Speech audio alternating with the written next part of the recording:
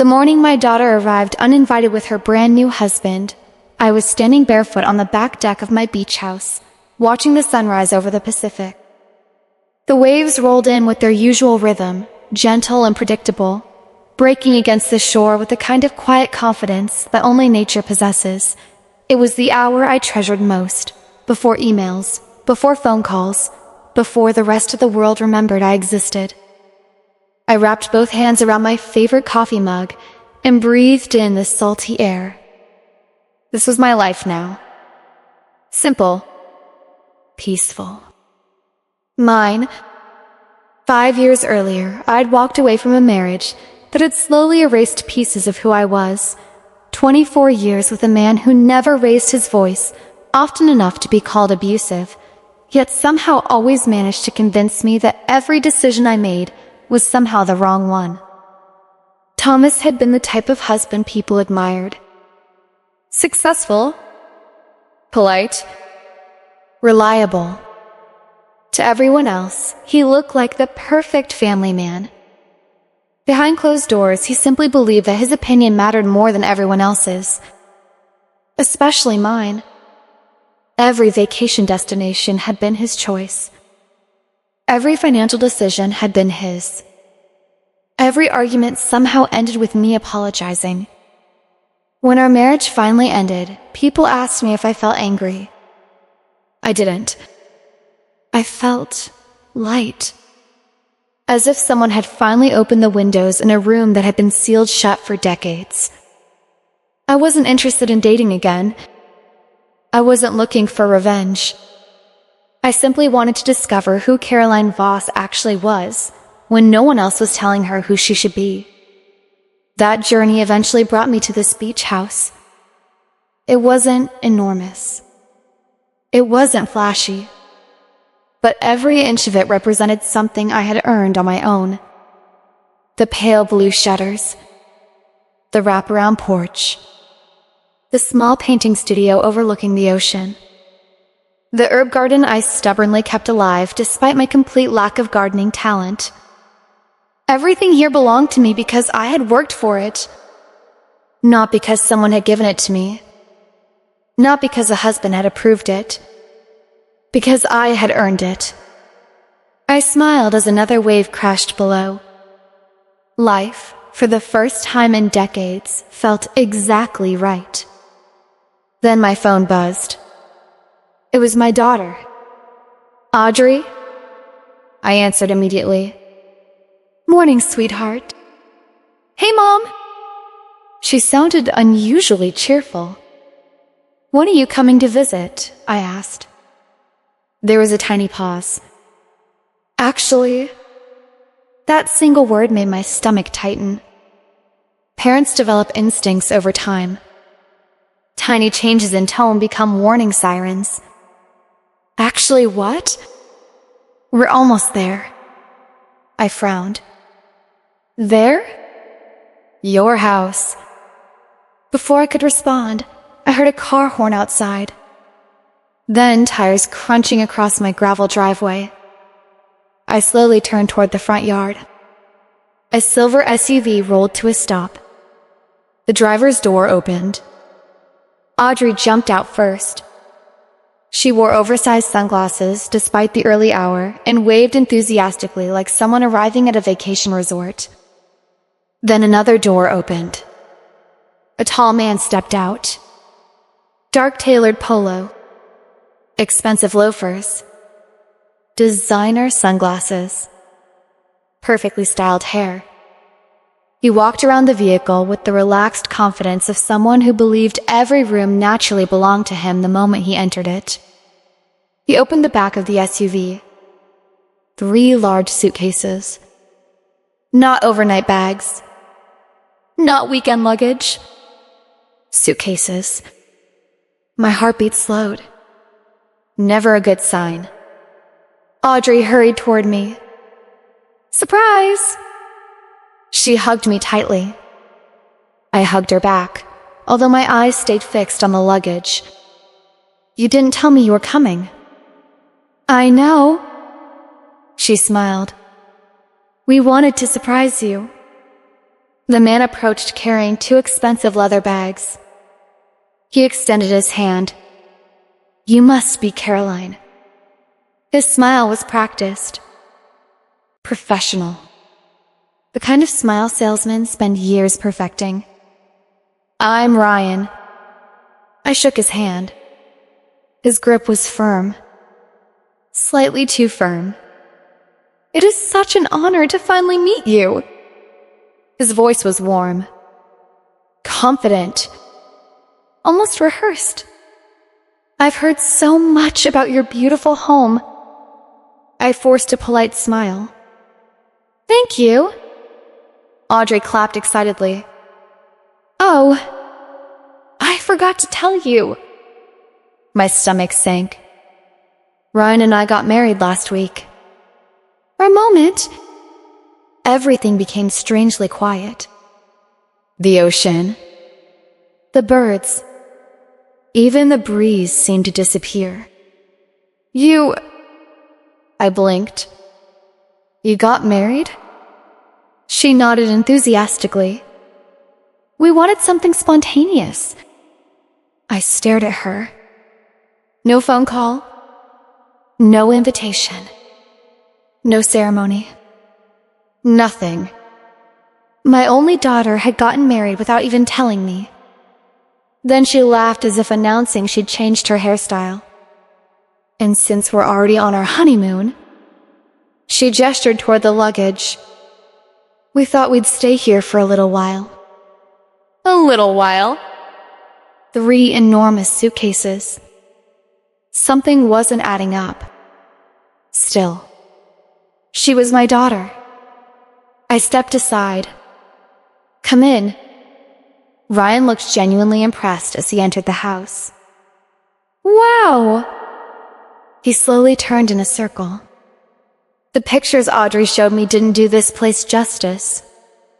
His eyes traveled across the vaulted ceilings, the hardwood floors, the fireplace, the ocean-facing windows, the custom kitchen. But something about the way he looked around unsettled me. He wasn't admiring. He was evaluating.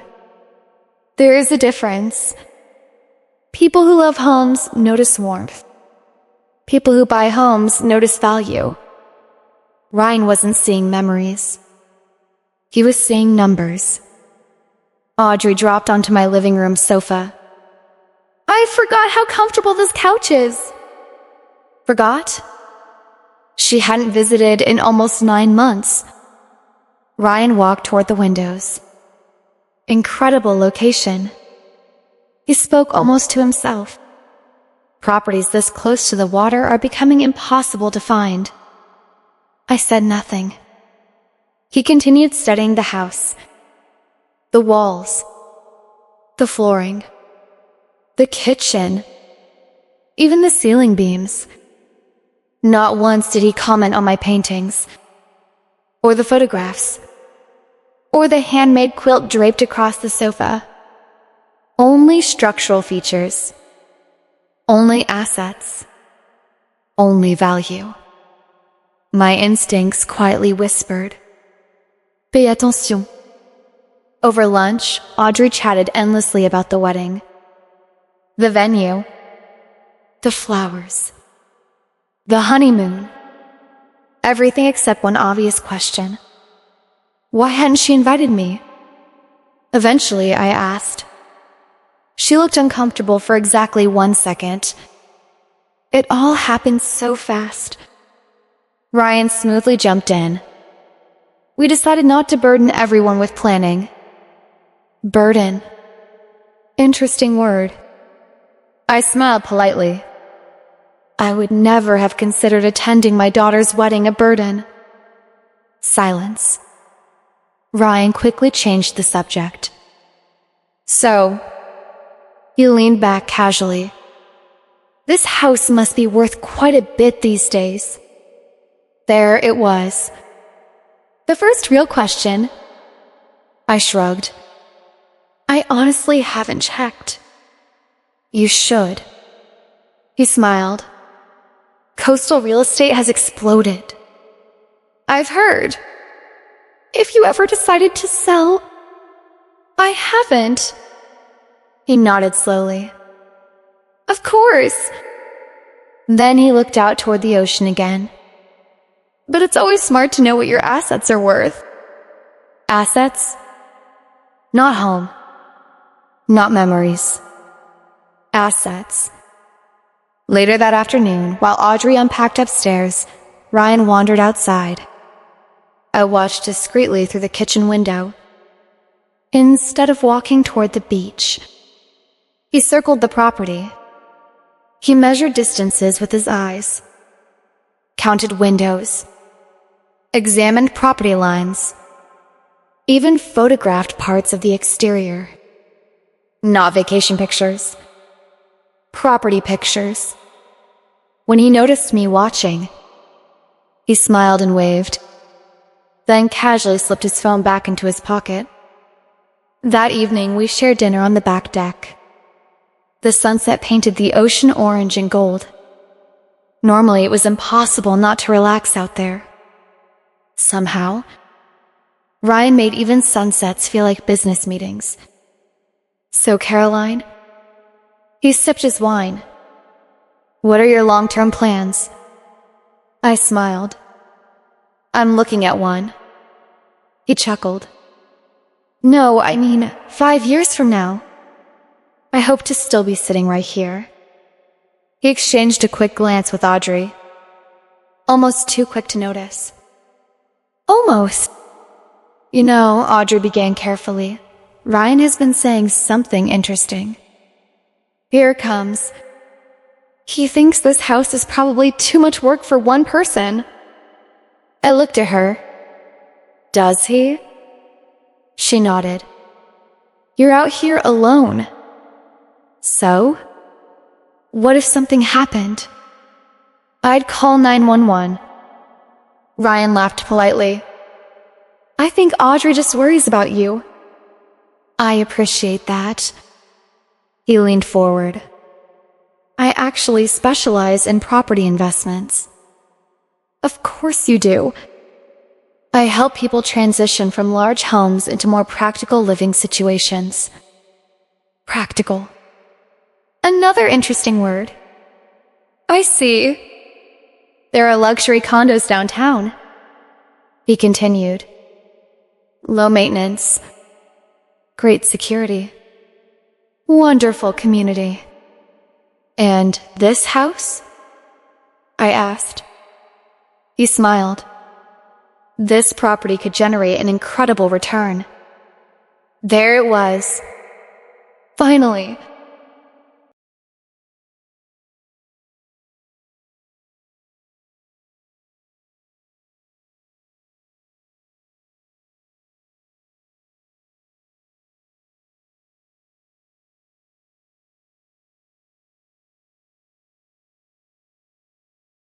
The conversation had arrived exactly where he wanted it to. I looked out toward the ocean before answering. I didn't buy this house as an investment. No. I bought it because I wanted to wake up to that view every morning until the day I die. Ryan smiled politely. But disappointment flickered across his face for just a fraction of a second. Enough for me to notice.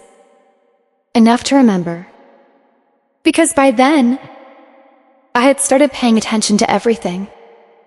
And before another 48 hours had passed, I would discover exactly why my daughter's new husband had married her so quickly, why they had arrived without warning, and why he kept looking at my house like it already belonged to him.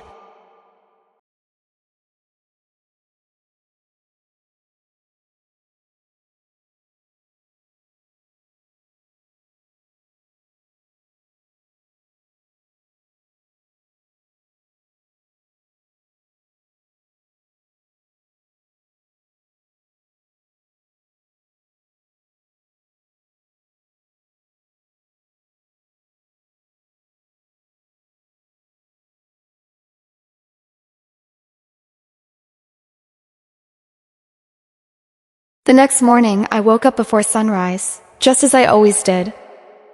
Old habits rarely disappear. I slipped into a light sweater, carried my coffee onto the deck, and watched the first rays of sunlight dance across the ocean. The rhythmic sound of the waves usually settled my thoughts. Not this morning. Instead, my mind kept replaying yesterday. Ryan's questions. His interest in property values. The way he had walked around my home instead of simply enjoying it. Most people notice the ocean first. Ryan noticed the square footage. That difference bothered me. By the time I walked back inside, I could already hear movement upstairs. Audrey had never been an early riser growing up. Now she was awake before 7. Another surprise! I smiled to myself. Marriage changes routines, I supposed. Or perhaps people simply adapt to the routines of whoever they're trying to please. When I entered the kitchen, Audrey was already making coffee. Well, attempting to. She frowned at my espresso machine as though it were written in another language. "Morning, Mom." "Morning."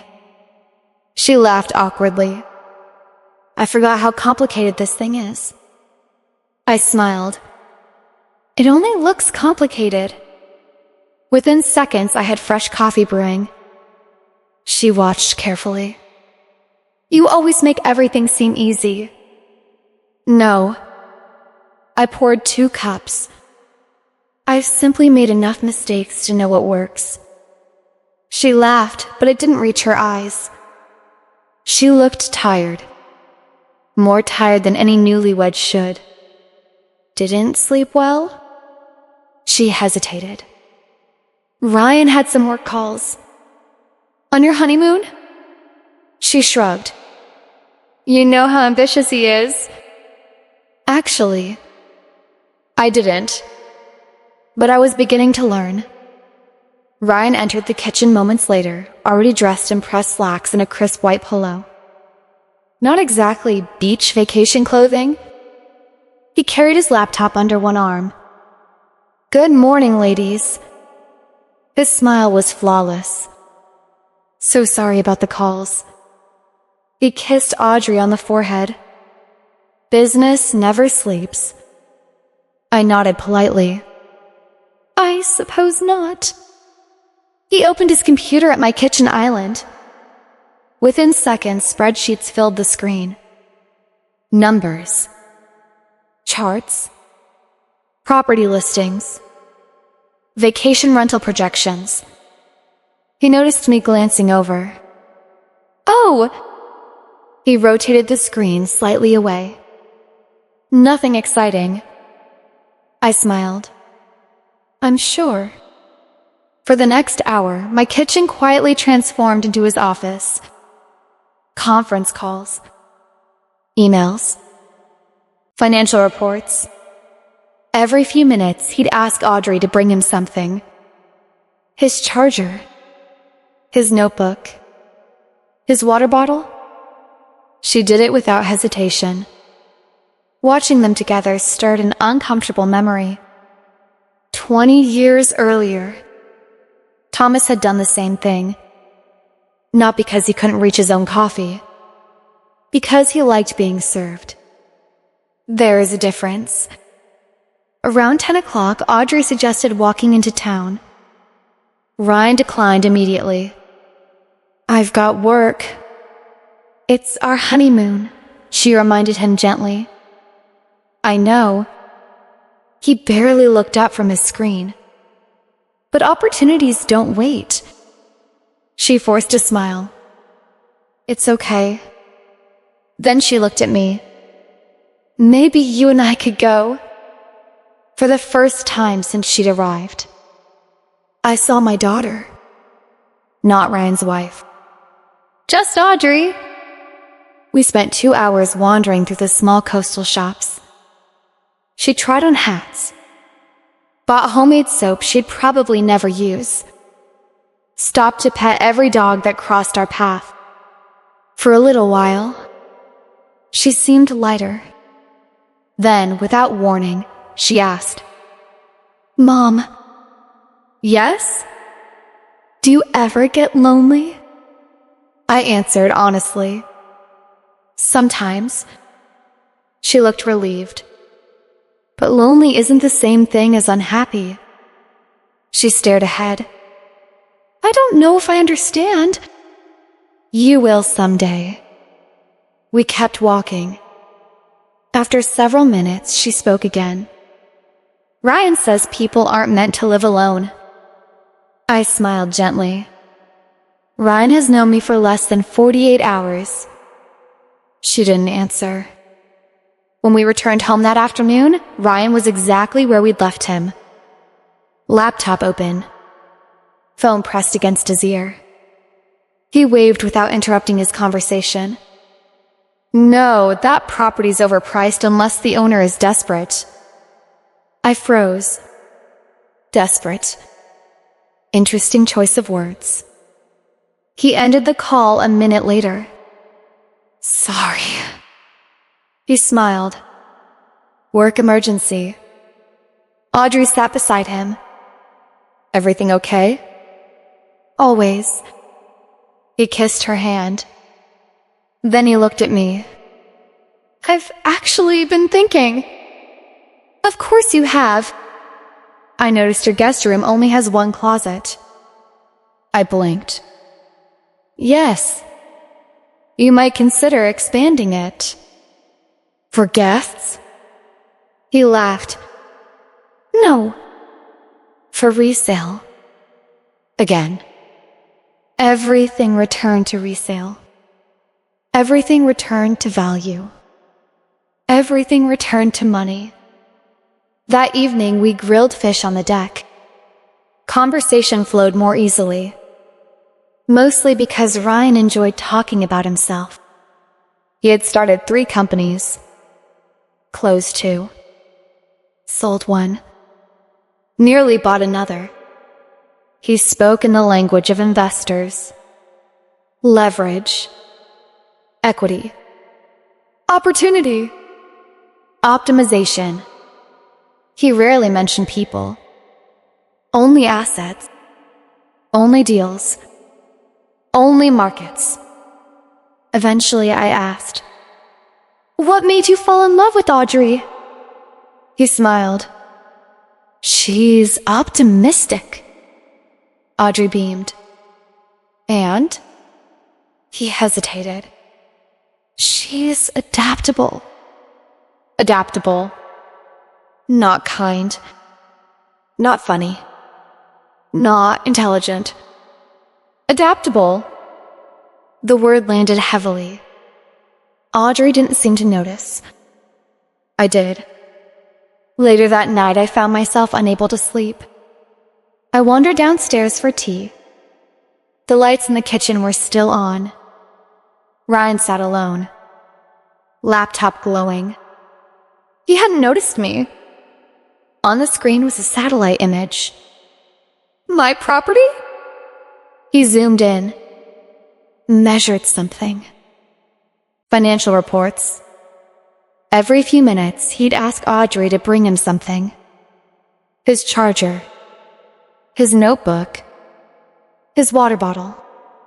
She did it without hesitation. Watching them together stirred an uncomfortable memory. 20 years earlier, Thomas had done the same thing. Not because he couldn't reach his own coffee.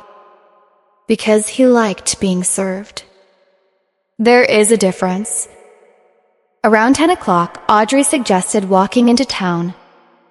Ryan declined immediately. I've got work. It's our honeymoon, she reminded him gently. I know. He barely looked up from his screen. But opportunities don't wait. She forced a smile. It's okay. Then she looked at me. Maybe you and I could go. For the first time since she'd arrived, I saw my daughter. Not Ryan's wife. Just Audrey. We spent 2 hours wandering through the small coastal shops. She tried on hats. Bought homemade soap she'd probably never use. Stopped to pet every dog that crossed our path. For a little while, She seemed lighter. Then, without warning, she asked, "Mom." "Yes? Do you ever get lonely?" I answered honestly. "Sometimes." She looked relieved. "But lonely isn't the same thing as unhappy." She stared ahead. "I don't know if I understand." "You will someday." We kept walking. After several minutes, she spoke again. "Ryan says people aren't meant to live alone." I smiled gently. "Ryan has known me for less than 48 hours.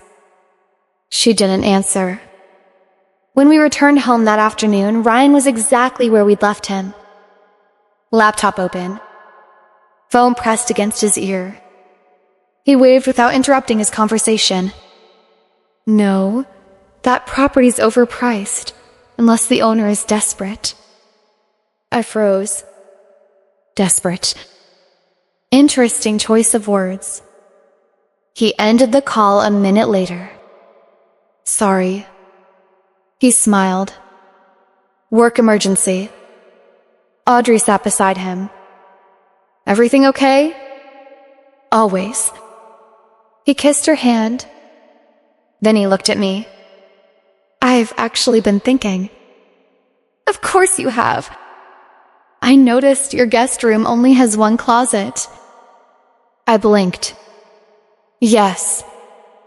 You might consider expanding it." "For guests?" He laughed. "No." "For resale?"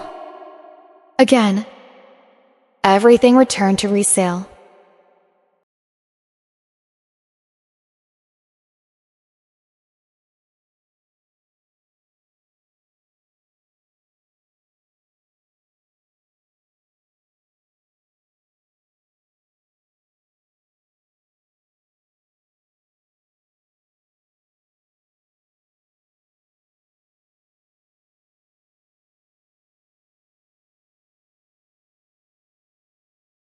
Everything returned to value. Everything returned to money. That evening, we grilled fish on the deck. Conversation flowed more easily. Mostly because Ryan enjoyed talking about himself. He had started 3 companies. Closed 2. Sold 1. Nearly bought another. He spoke in the language of investors. Leverage. Equity. Opportunity. Optimization. He rarely mentioned people. Only assets. Only deals. Only markets. Eventually, I asked, "What made you fall in love with Audrey?" He smiled. "She's optimistic." Audrey beamed. "And?" He hesitated. "She's adaptable." Adaptable. Not kind. Not funny. Not intelligent. Adaptable. The word landed heavily. Audrey didn't seem to notice. I did. Later that night, I found myself unable to sleep. I wandered downstairs for tea. The lights in the kitchen were still on. Ryan sat alone. Laptop glowing. He hadn't noticed me. On the screen was a satellite image. My property. He zoomed in. Measured something. Typed numbers into a spreadsheet. Then another document appeared. Estimated property value. Potential rental income. Renovation costs. Expected return. My house. Reduced to percentages. I stepped into the room. He startled. "Oh." He laughed. "You scared me. I didn't realize you were working." He quickly minimized the screen. Couldn't sleep. I looked at the closed laptop. "What were you working on?" He answered too quickly. "Just comparing coastal markets. I nodded. I see. He smiled. I hope you don't mind. I do. His smile faded.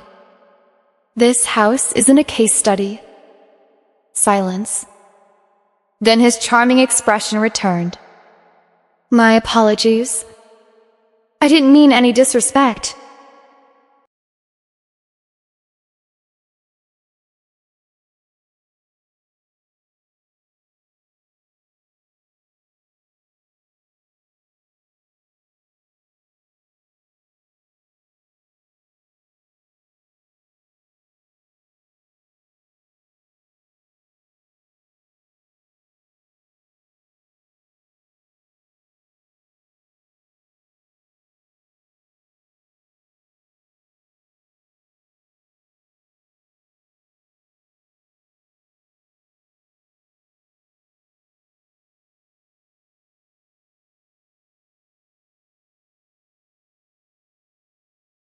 I'm sure.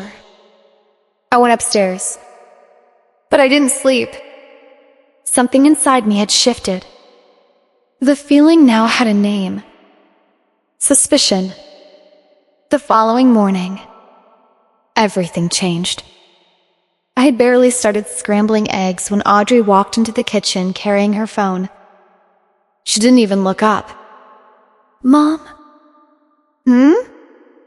I think we should talk about expectations while we're staying here.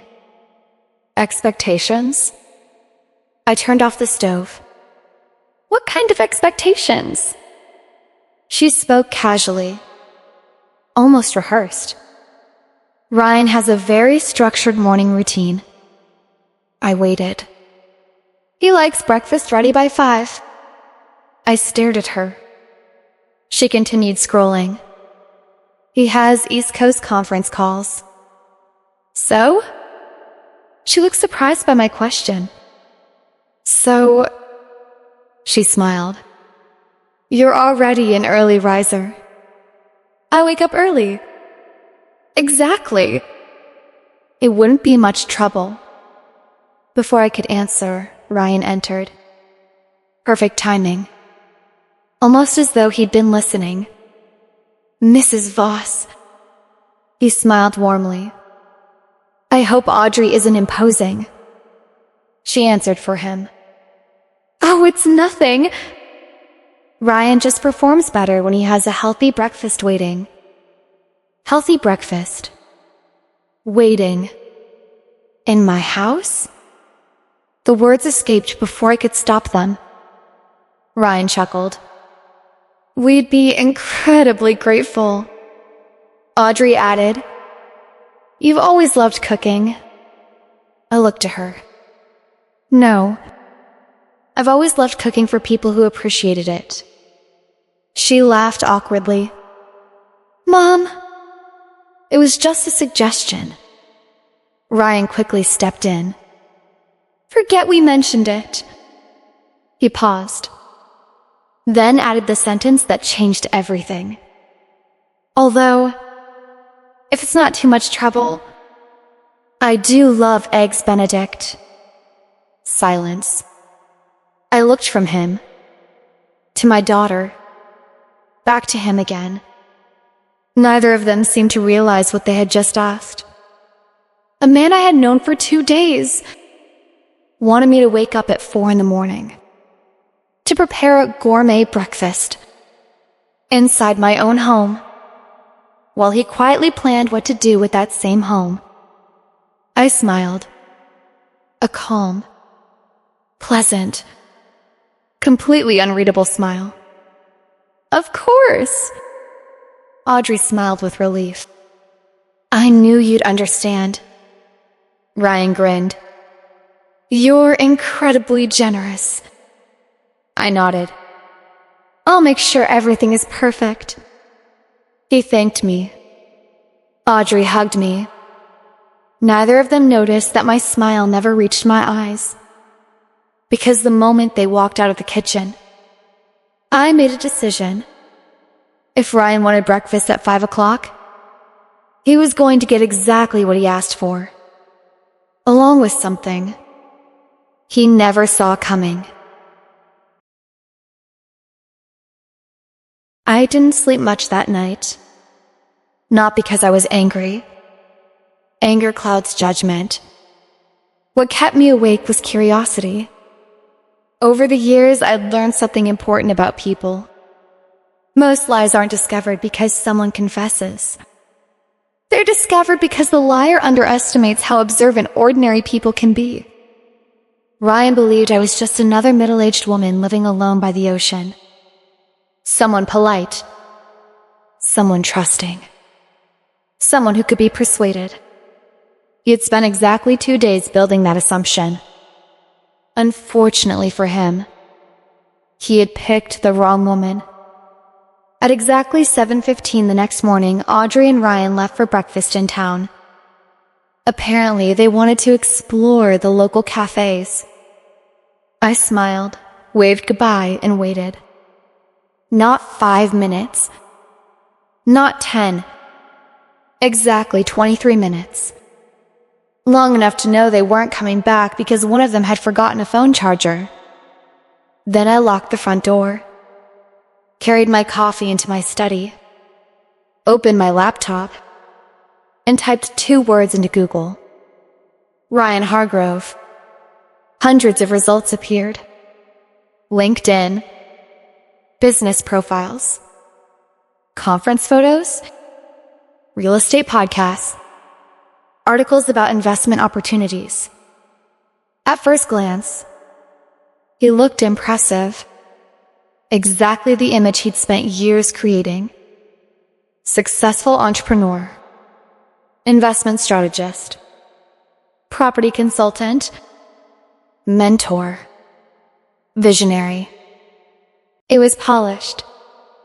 Too polished. Real lives are messy.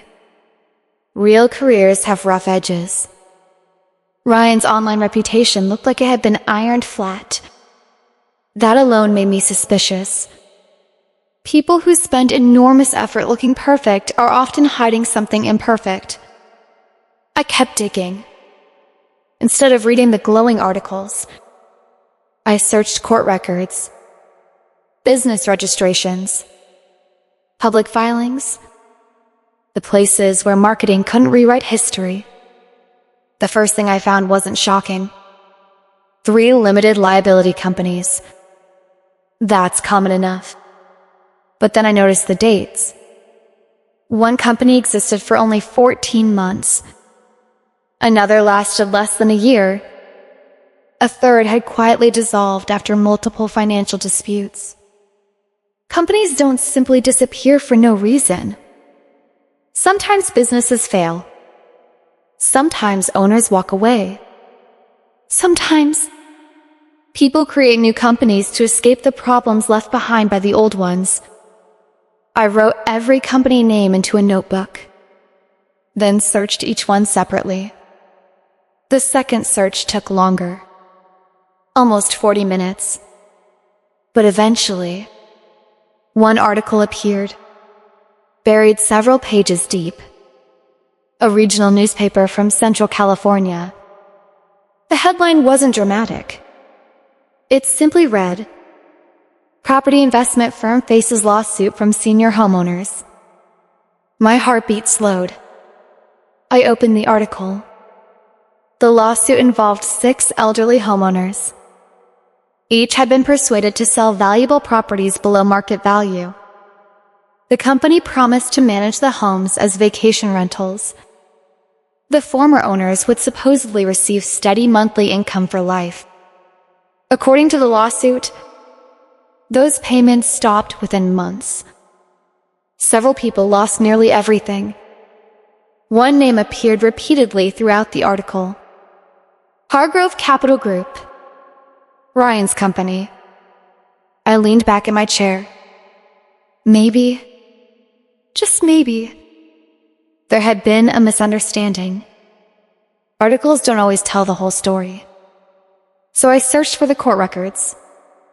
They still existed. Public documents. Public testimony. Public accusations. One woman claimed she had trusted Ryan because he spoke kindly and always seemed concerned about her future. Another described him as the most convincing man she'd ever met. Those words stayed with me. The most convincing man she'd ever met. That sounded familiar. I remembered Audrey's expression every time Ryan spoke. She didn't question him. She accepted everything as fact. Exactly as those homeowners once had. I wasn't looking at coincidence anymore. I was looking at a pattern. Around noon, I searched something else. Ryan Hargrove marriage records. I almost laughed. There it was. A previous marriage. 3 years. Divorced 18 months earlier. His ex-wife's name was Sandra Briggs. Unlike Ryan, Sandra barely existed online. No glamorous interviews. No business magazines. Just a small catering company. 5-star reviews. Wedding menus. Corporate events. Then, nothing. Business closed. Website gone. Phone disconnected. Curious. Very curious. I searched again. Eventually, I found her through an old Culinary Association directory. There was still an email address. I stared at it. Should I? Maybe not. Maybe yes. Finally, I wrote, "Hello, Sandra. My name is Caroline Voss. You don't know me. I believe your former husband is currently married to my daughter. I hope I'm wrong about what I'm beginning to suspect. If you have 5 minutes to spare, I'd appreciate hearing your experience. If I've made a terrible mistake, simply ignore this message. Thank you."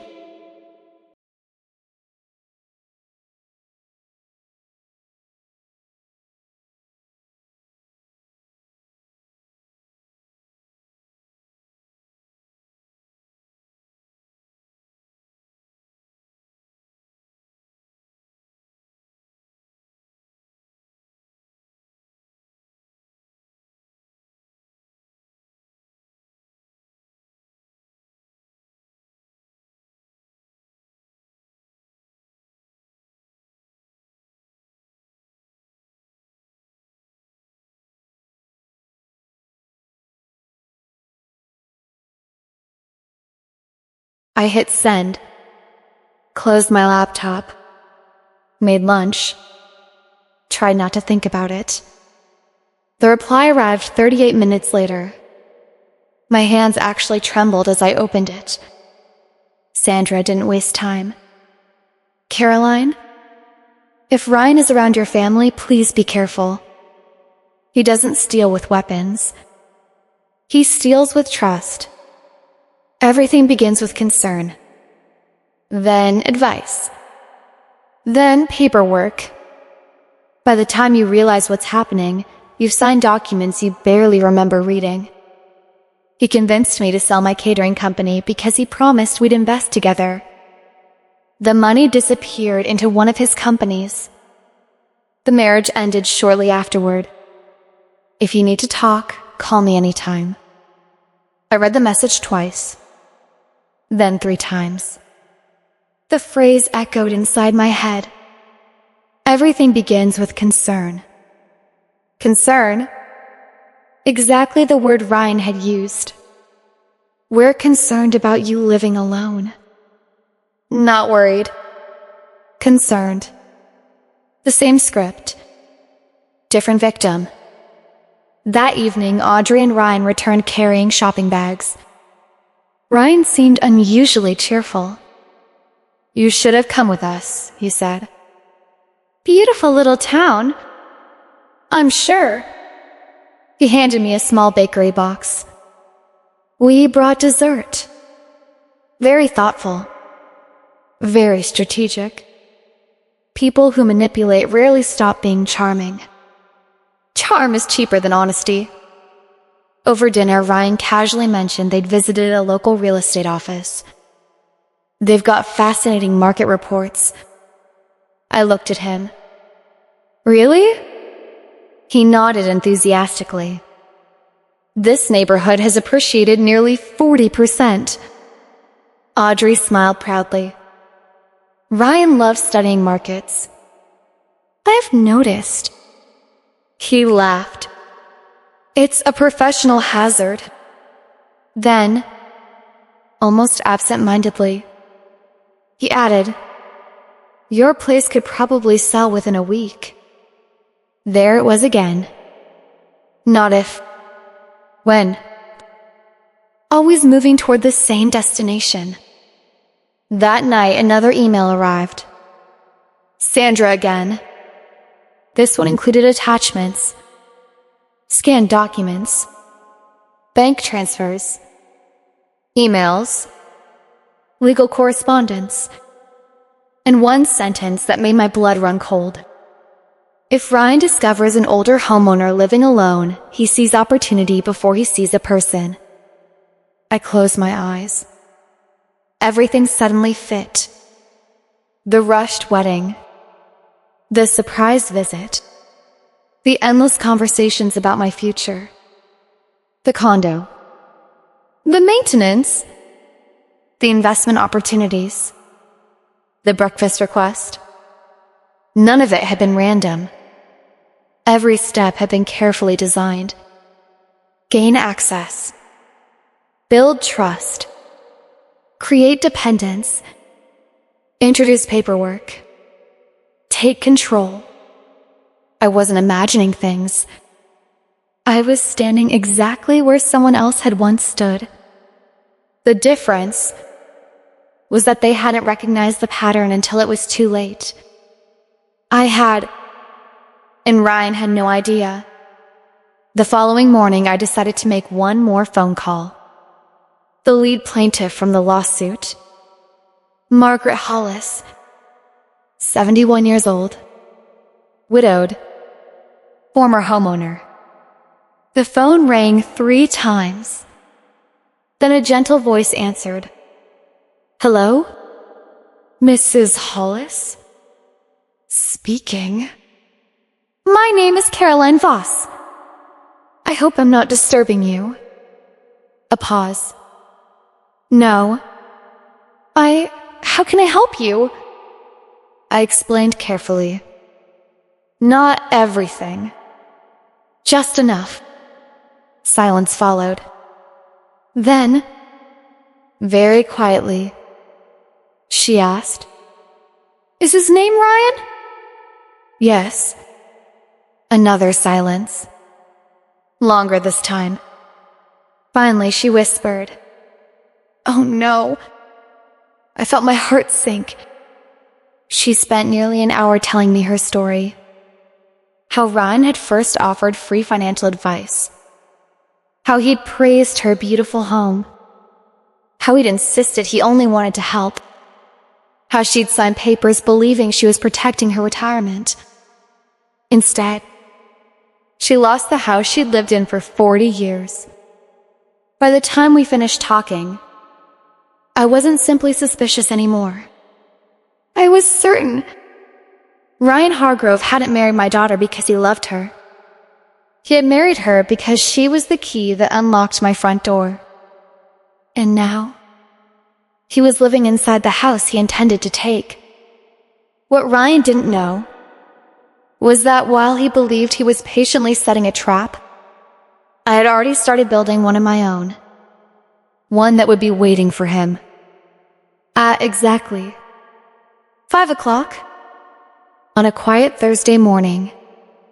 For the next 2 days, I behaved exactly as Ryan expected me to. I smiled. I cooked. I asked polite questions. I listened more than I spoke. Most importantly, I stopped arguing whenever he brought up the house.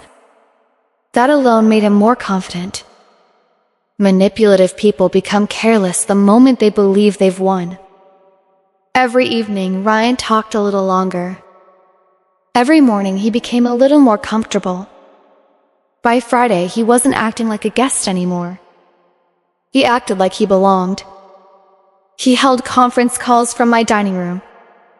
He left papers spread across my kitchen island. He walked through my house while talking on speakerphone, discussing investment strategies as though the walls around him were already his. One afternoon, I came downstairs to find him standing in my painting studio. He wasn't admiring the paintings. He was measuring the room with a laser distance meter. I leaned against the doorway. "What are you doing?" He turned, smiling without the slightest embarrassment. "Just curious." "About what?" "The dimensions." I folded my arms. "Why?" He laughed. "Occupational habit. Every room has potential." I looked around my little studio. Paintbrushes covered in dried acrylic. Canvases stacked against the wall. A half-finished seascape resting on the easel. This room already reached its potential. He smiled politely. "I suppose that's one way to look at it." No, it wasn't. It was the only way to look at it. That evening, Audrey approached me while Ryan was outside taking another business call. She looked nervous. "Mom?" "Yes?" "I hope Ryan hasn't been overwhelming." I studied her face. She genuinely didn't know. She thought he was simply enthusiastic. "I think Ryan likes making plans." She smiled. "He does. He says planning creates security." I nodded. "And does it?" She hesitated. "I don't know." That answer broke my heart. My daughter used to trust herself. Now she waited for someone else to tell her what to think. Ryan hadn't just married her. He had slowly replaced her confidence with his own.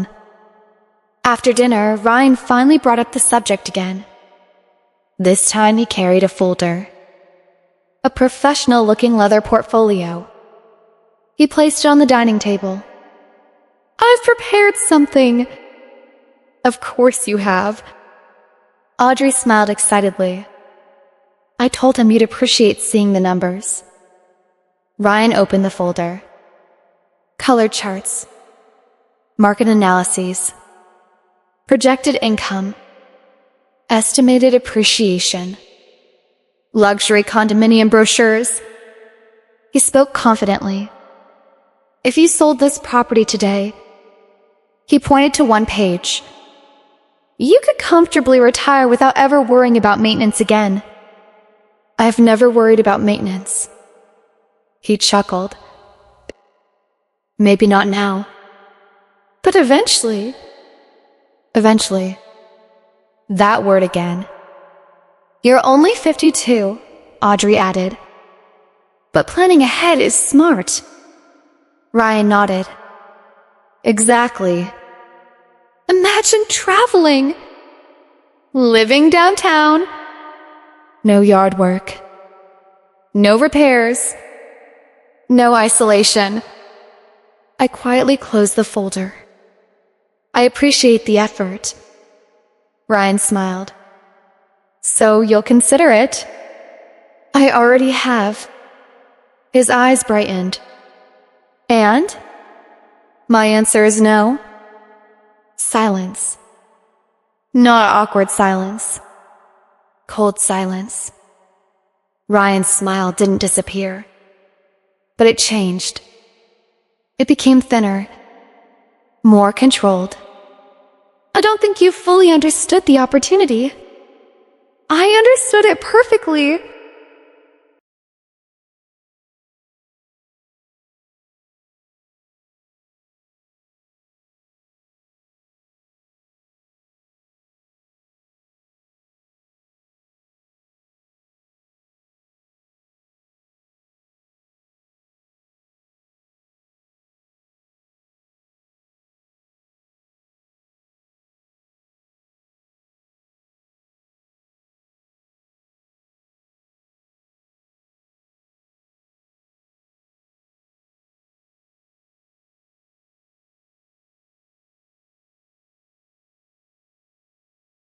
You could earn millions.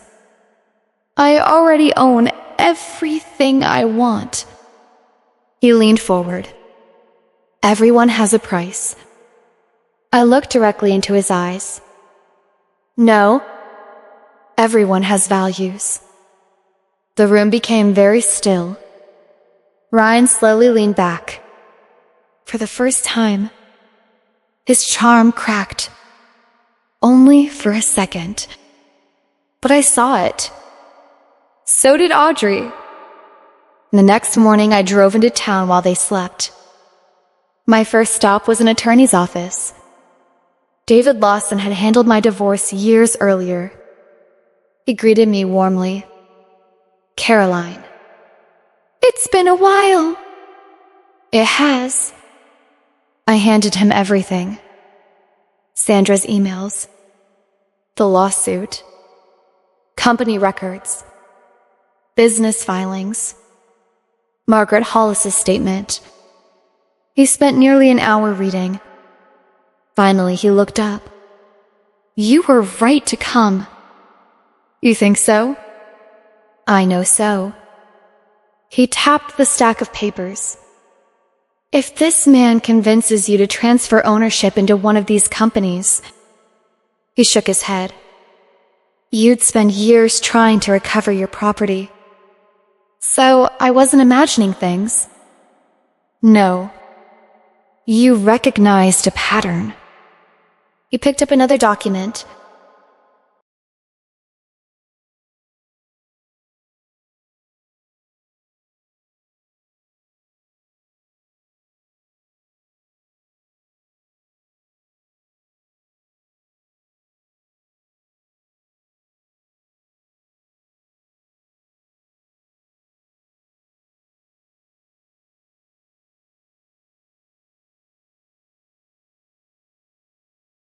I'd also recommend filing a report with the Attorney General's Elder Fraud Division. I was thinking the same thing. He smiled. Good. Let's do it today. For the next 3 hours, we prepared everything. Every email. Every document. Every company. Every complaint. Every supporting record. Nothing emotional. Nothing exaggerated. Just facts. Solid. Verifiable. Undeniable. Before leaving, David handed me a thick folder. If Ryan is as manipulative as these records suggest. He smiled slightly. He won't expect this. Neither would Audrey. Neither would anyone.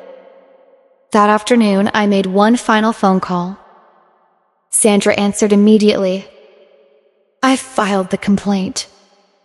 She was silent for several seconds. Finally, she whispered, Thank you. You may have stopped him. I hope so. No. She corrected gently. You definitely stopped him. That night, Ryan made one final mistake. Over dinner, he laughed and said, I've gotten spoiled here. I smiled. I'm glad. He grinned. I could get used to this. I imagine you could. Audrey laughed. I told you Mom was the best host. Ryan raised his wine glass. To Caroline. The perfect hostess. Perfect hostess. Interesting. He still believed this was hospitality. He had absolutely no idea. He was attending his own farewell dinner. At 3:58 Saturday morning, my alarm rang. I got out of bed immediately. The house was silent. Outside, the ocean rolled gently beneath a sky full of stars. I tied my apron, turned on the kitchen lights, ground fresh coffee beans. The rich aroma slowly filled the room. I prepared eggs Benedict exactly the way Ryan requested. Perfectly toasted English muffins. Canadian bacon, fresh poached eggs, silky hollandaise sauce, seasoned potatoes, fresh fruit, everything hot, everything flawless. Because details matter. Especially the last meal someone enjoys before their entire world changes. Finally, I placed a steaming cup of black coffee beside the plate. Then, I carried David's folder into the kitchen. Inside were copies of everything. Sandra's sworn statement, Margaret Hollis's testimony, corporate filings, foreclosure records, Attorney General complaint confirmation, business registrations, photographs, court documents, highlighted passages, every page carefully organized. On top, I placed a handwritten note. Simple, direct, impossible to misunderstand. Before you say another word about my home, read every page. Then decide whether you'd like to explain yourself to me or to the investigators already reviewing your name. I placed the folder beside his coffee cup. Checked the clock. 4:58 a.m. Exactly on time. Footsteps echoed upstairs. Ryan appeared moments later wearing an expensive silk robe. He smiled the moment he smelled breakfast. Mrs. Voss. His voice sounded genuinely impressed. You actually did it. I said I would. He pulled out a chair. This looks incredible. I hope you enjoy it. He reached for the coffee, then noticed the folder. He frowned. What's this? My contribution to breakfast. He chuckled. Should I open it? I strongly recommend it. Still smiling, he opened the cover.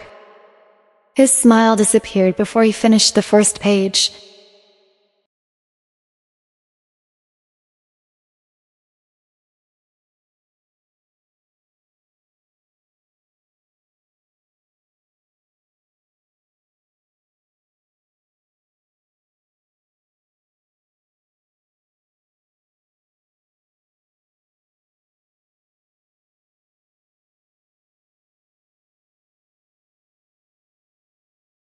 Ryan stared at the first page for several seconds. His smile disappeared. The relaxed confidence he'd been wearing all week quietly slipped away. He blinked once. Then again, his eyes moved to the second page. His hand tightened around the folder. I poured myself a cup of coffee and sat across from him.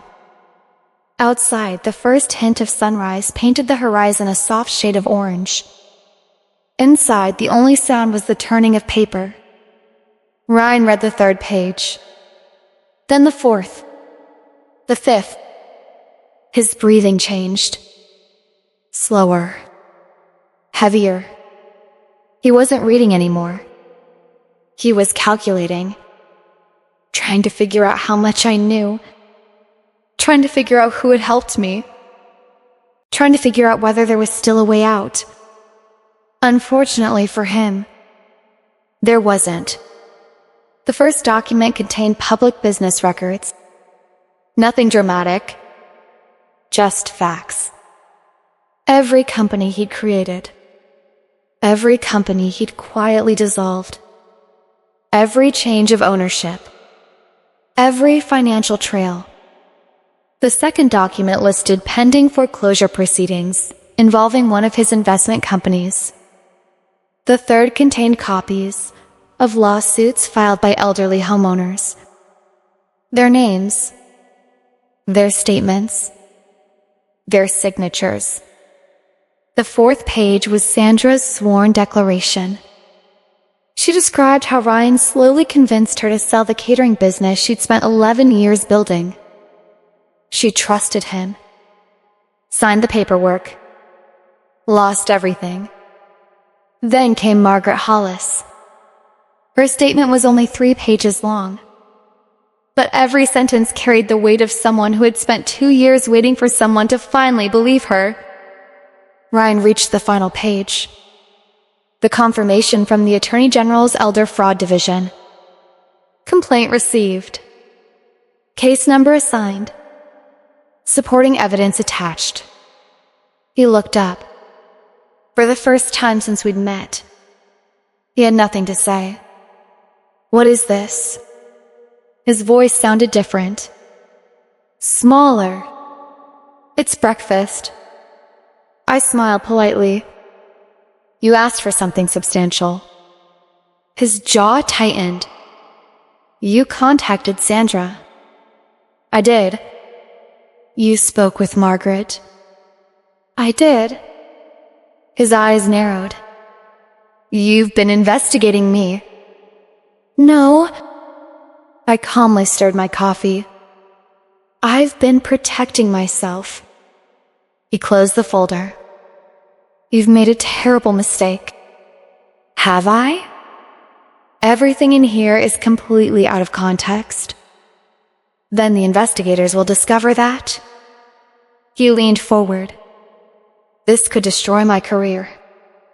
I looked at him quietly. And? His mouth opened, then closed again.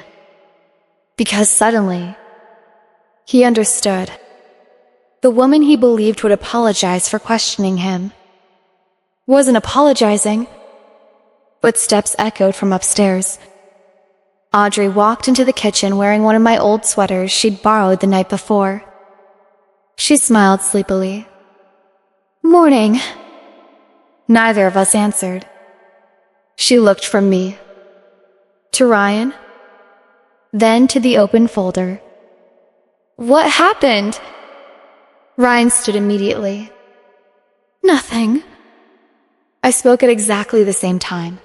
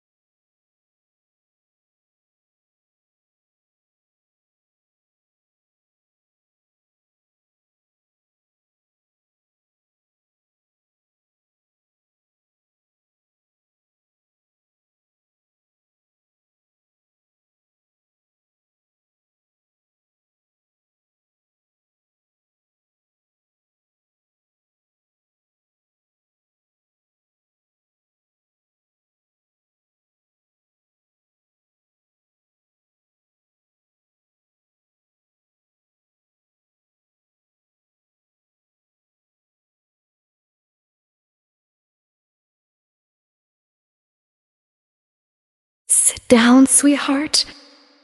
She looked confused. Ryan's voice became sharper. Audrey, let's go upstairs. She frowned. Why? Just come. I gently slid the folder across the table. I think you should read it. Ryan grabbed for it. I grabbed it first. No. He forced a smile. These are misunderstandings. Audrey looked between us. Ryan? What is she talking about? He sighed dramatically. Your mother searched the internet and found some old business disputes. Business disputes? People blame investors when markets change. He laughed nervously. It happens all the time. I quietly handed Audrey the folder. Read Sandra's statement first. She looked at the name. Sandra. My ex-wife, Ryan answered quickly. Bitter people say terrible things. I said nothing. Audrey began reading. The room became silent again.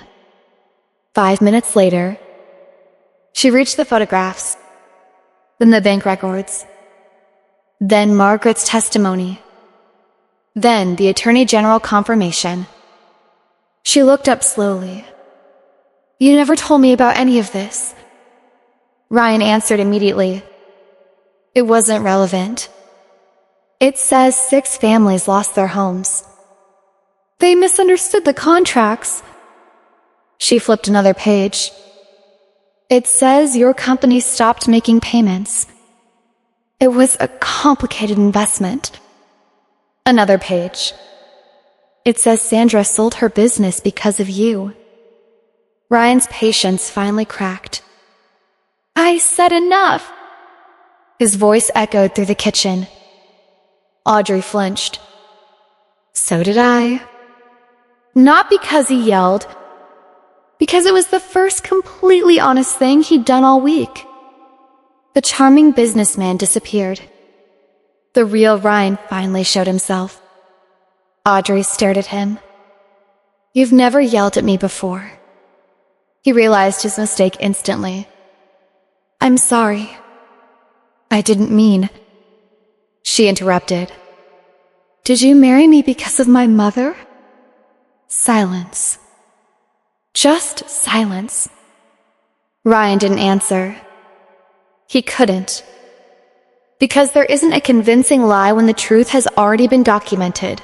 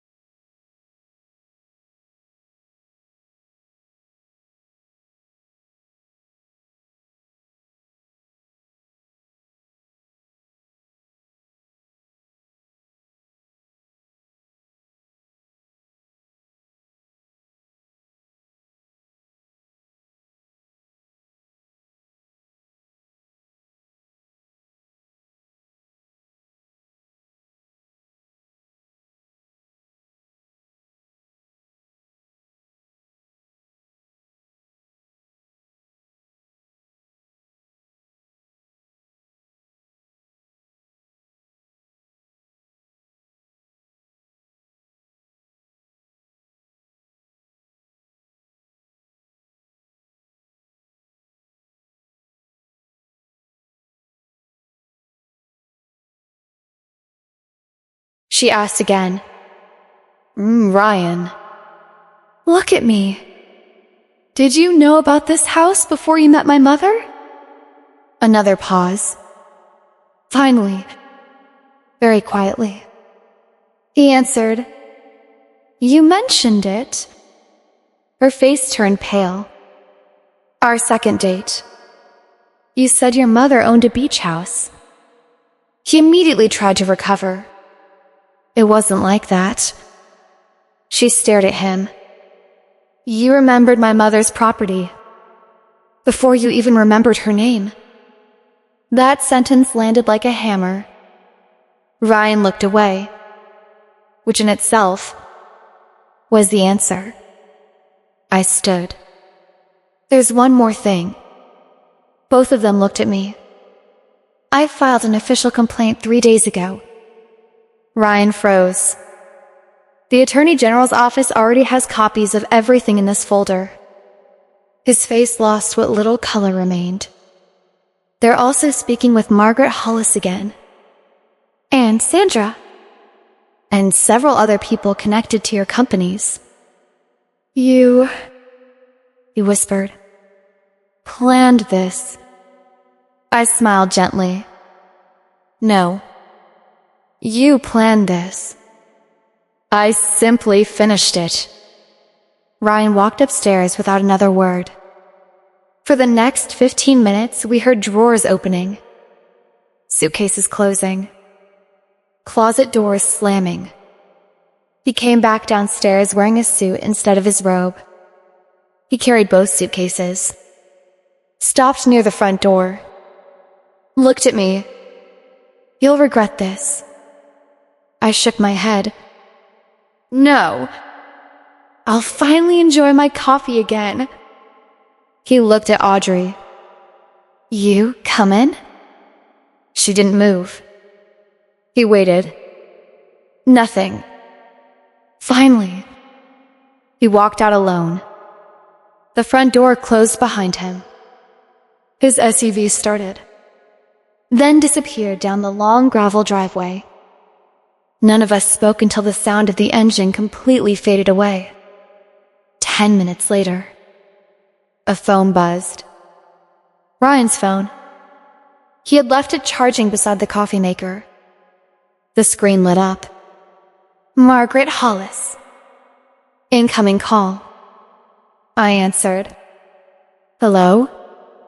A cautious voice replied. Mr. Hargrove? No. My name is Caroline. There was a pause.